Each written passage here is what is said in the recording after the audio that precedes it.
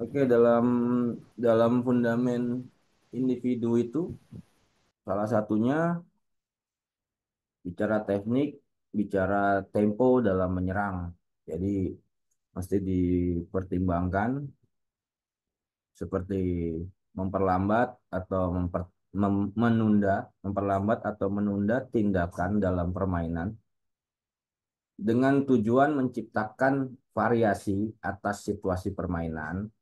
Jadi perlu ada tempo pastinya. Yang selanjutnya menciptakan kondisi yang lebih baik untuk menciptakan lebih baik atau menciptakan keuntungan yang akan diperoleh dengan niat taktik atau strateginya berdasarkan situasi permainan atau berdasarkan pembacaan permainan seperti pengaturan waktu dribbling dalam transisi menyerang untuk menciptakan keunggulan numerik. Contohnya seperti ini. Contoh eh, kita counter misalkan seperti ini.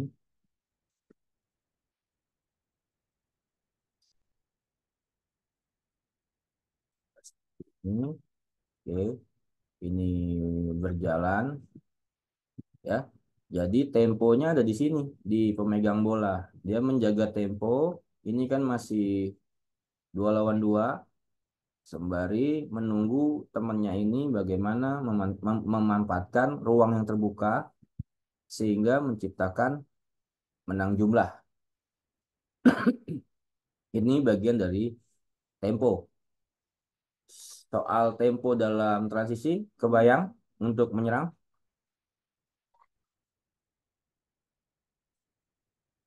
Kebayang atau enggak? Bayang bang, Oke, berarti clear ya. kebayang bang. Kalau clear, kita balik lagi ke yang tadi.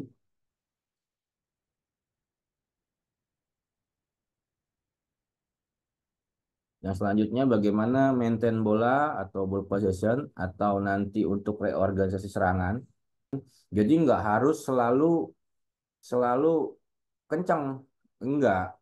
Jadi dibutuhkan pemulihan. Nah, pemulihan ini terutama ya pemain-pemain yang di belakang atau angkor dalam hal menunda serangan, dalam hal dibutuhkannya support, dalam hal dibutuhkannya bagaimana rebuild up, me- me- mengorganisasi ulang serangan itu sangat penting kaitannya, sangat erat kaitannya dengan bagaimana yang namanya tempo. Reorganisasi seperti ini misalkan kita menyerang dari merah,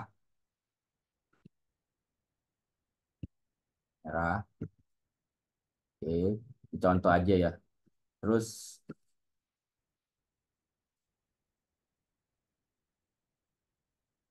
contohnya di sini, oke. Nah, kita kita gagal menyerang misalkan. Misalkan kita pakai 4-0. Oke.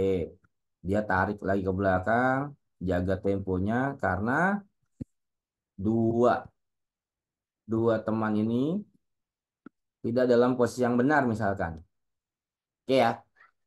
Ketika posisinya tidak menunjang atau support play-nya tidak bisa terjadi, maka dibutuhkan reorganisasi serangan. Nah, untuk itu temponya harus dipulihkan dulu atau diperlambat dulu supaya misalkan dia bisa kembali, dia bisa kembali, dia bisa kembali. Nah, seperti ini. Itu contoh bagaimana menjaga tempo untuk reorganisasi serangan. Saya masuk lagi di sini. Nah, tempo ini juga terkait dengan mengubah kecepatan bermain.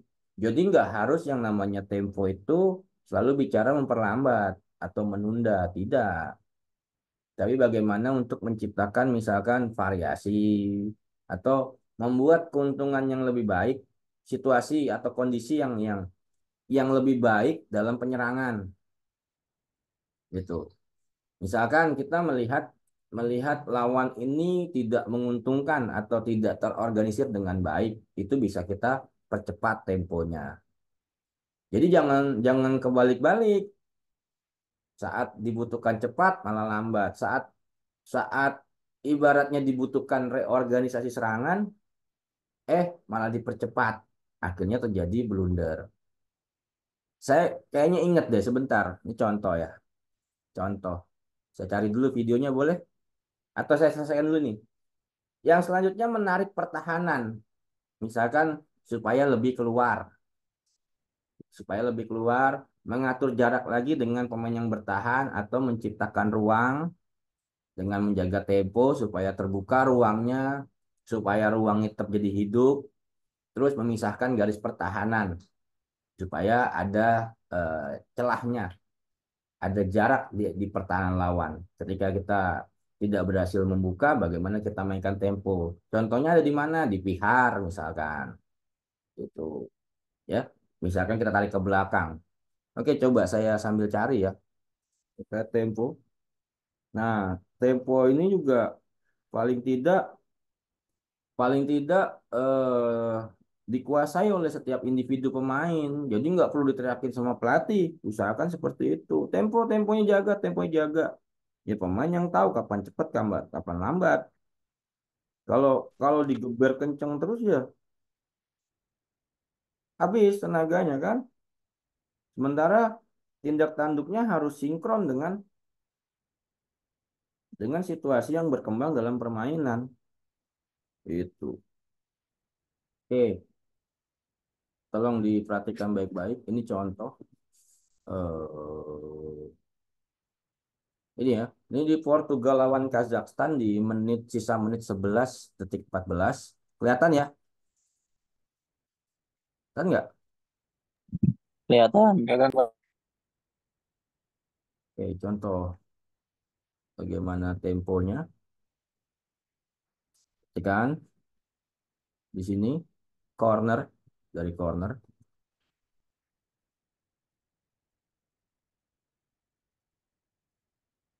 Ya.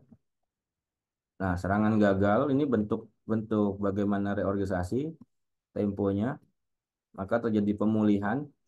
Pemulihannya ke 4-0, artinya ini memulai serangan kembali. Kebayang ya, ini kelihatan bentuknya kelihatan banget ya. Kelihatan nggak? Kelihatan. Itu contohnya kayak gitu. Jadi mulai kembali lagi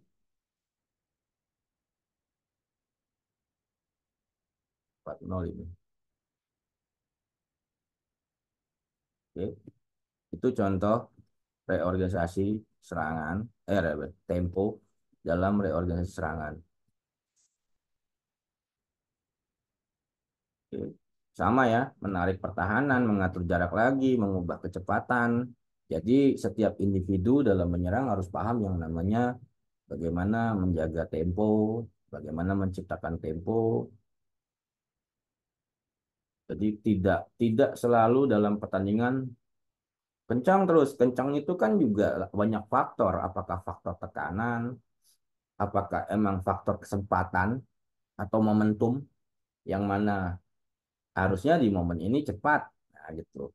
Nah, ketika teman-temannya dalam supportnya berantakan, ya pulihkan dulu. Oke, salah satu mulihin juga bisa dengan melibatkan kiper kalau memang back pass-nya masih tersedia. Yang selanjutnya